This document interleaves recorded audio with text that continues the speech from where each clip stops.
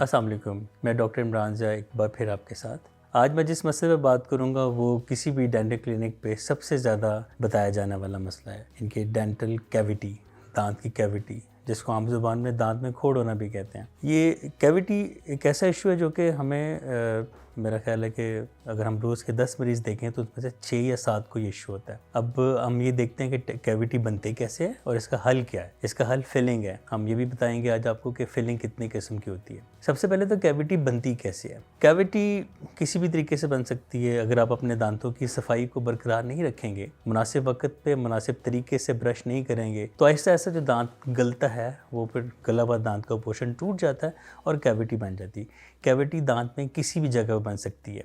दांत के चबाने वाली सतह पे भी बन सकती है, दांत की साइड पे बन सकती है, दो दांतों के बीच में जगह भी बन सकती है। तो ऐसी कैविटीज़ का हल डेंटल फिलिंग है। डेंटल फिलिंग कितनी किस्म की होती है ये आपको मैं बताता हूँ। जो सबसे कॉमन और सबसे पुरानी चलती आ रही है वो है सिल्वर फिलिंग, जिसको कि हम आम जुबान में चांदी की फिलिंग भी कहते हैं। हमसे पहली जनरेशन के लोगों में ये बहुत कॉमन थी, क्योंकि उस वक्त इसके अलावा और कोई फिलिंग इतनी ज़्यादा कॉमन थी ही नहीं। आजकल भी हम करते हैं, बहुत कम। उसकी कुछ वजूहात है जो मैं आगे जाके बताऊँगा। दूसरे नंबर पर है गोल्ड फिलिंग।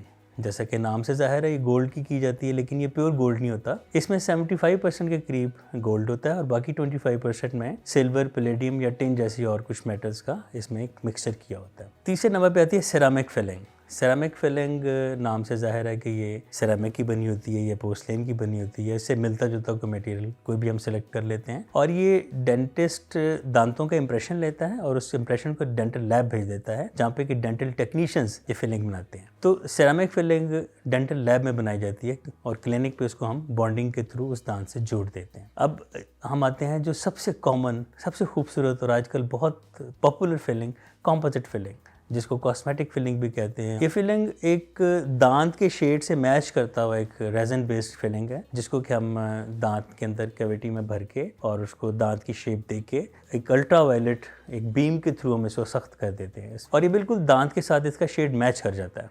इसकी मजबूती भी काफ़ी अच्छी होती है। तो आज हमने आपको बताया कि डेंटल फिलिंग 4 तरह की होती है: silver filling, gold filling, ceramic filling और कॉम्पोजिट फिलिंग।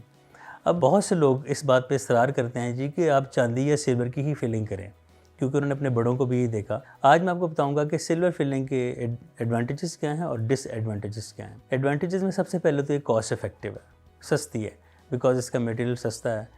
हम उसके लिए इसमें सिल्वर में कुछ पैलेडियम और टिन और मरकरी को मिक्स करके इसका बनाते हैं और उसको दांत के अंदर फिल कर देते हैं। दूसरी इसकी बात है कि ड्यूरेबल काफ़ी है, मजबूत काफ़ी होती है और जितनी मर्जी बड़ी कैविटी हो ये उसको उसमें बड़े अच्छे तरीके से अडेप्ट कर ली जाती है। तीसरा इसका फ़ायदा ये है कि सिल्वर फिलिंग से किए हुए दांत के साथ जो अगले दांत होते हैं वो कैविटी के लिए रेजिस्टेंट हो जाते हैं, मज़ीद कैविटी बनने के लिए वो रेजिस्टेंट हो जाते हैं, क्योंकि चूँकि एक वाइड एरिया इसने दांत का कवर किया होता है और उनको कीड़ा लगने का ख़तरा होता है, वो सिल्वर फिलिंग की वजह से काफ़ी हद तक बचाव हो जाता है। अब मैं आपको बता दूं कि इसके डिसएडवांटेजेस क्या हैं। सबसे पहली बात तो ये है कि इस सिल्वर पाउडर को हम मरकरी या पारे के साथ मिक्स करके इसका एमेल्गमेशन करते हैं और इसको सिल्वर एमेल्गम फिलिंग भी कहा जाता है।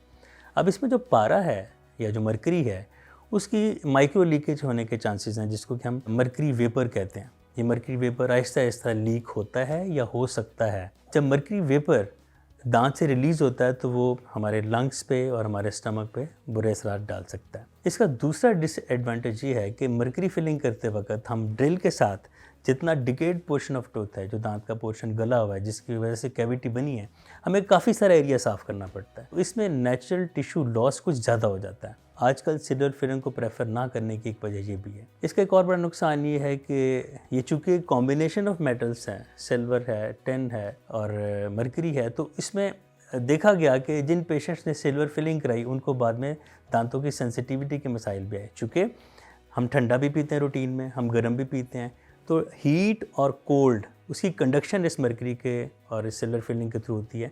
तो इसमें एक माइक्रो एक्सपेंशन या माइक्रो श्रिंकेज आ जाती है। उसकी वजह से क्या होता है कि दांत का स्ट्रक्चर, चूँकि पहले ही इसकी फिलिंग प्रिपेयर करते वक्त दांत का स्ट्रक्चर कमज़ोर हो चुका होता है, तो उस एक्सपेंशन या श्रिंकेज से दांत में क्रैक्स आते हैं और दांत टूट सकते हैं। तो इसका एक डिसएडवांटेज ये है कि मरकरी फिलिंग से दांत कुछ कमज़ोर हो सकते हैं। और सबसे बड़ा इफेक्ट जो कि बहुत लोग उसको आजकल फील कर रहे हैं और इससे हम सिल्वर फिलिंग से हम दूर होते जा रहे हैं, क्या ये कॉस्मेटिकली अच्छी नहीं लगती। ये ब्लैक या सिल्वर अपीयरेंस देती है और जब पेशेंट जमाई लेता है या मुस्कुराता है या हंस के बात करता है या इवन कॉमन बात करते वक्त भी ये नज़र आती है। इसका एक और नुकसान क्या है कि चूँकि एनामल की तह हम ग्राइंड करके बारीक कर चुके होते हैं, तो ना सिर्फ ये कि सिल्वर फिलिंग खुद ब्लैक नज़र आती है, बल्कि इसकी ऑल अराउंड जो दांत होता है, जिस दांत के अंदर की होती है, उसकी बाकी सर्विस भी ग्रे या ब्लैक लुक देती है। तो कॉस्मेटिक के लिए इसको अच्छा नहीं समझा जाता और अब हम ज़्यादातर डेंटिस्ट सिल्वर फिलिंग को रिकमेंड नहीं करते। आज के लिए इतना ही काफ़ी है। आइंदा वीडियोज़ में आपको मज़ीद टॉपिक्स में मालूमात देने की कोशिश करूँगा। आपसे रिक्वेस्ट है कि आपको मेरी वीडियोज़ में मेरे टॉपिक्स के मतलब कोई भी क्यूरी, कोई भी क्वेश्चन या कोई कन्फ्यूजन हो रही हो तो आप नीचे डिस्क्रिप्शन में अपना सवाल पूछ सकते हैं। अपना बहुत ख्याल रखिएगा। शुक्रिया।